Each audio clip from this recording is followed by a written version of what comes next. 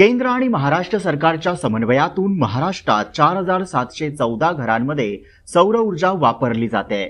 पंतप्रधान सौर घर मोफत योजनेला उदंड प्रतिसाद देत राज्यात 31,000 घरगुती सौर ऊर्जेचे वीज ग्राहक झालेले आहेत।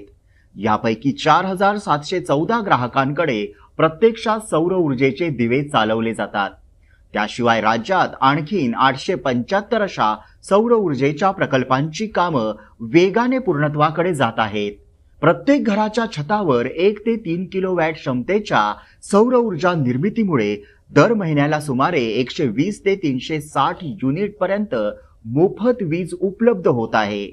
यासाठी विविध बँकांकडून सवलतीच्या दरात कर्जाची सोय उपलब्ध करून दिली आहे।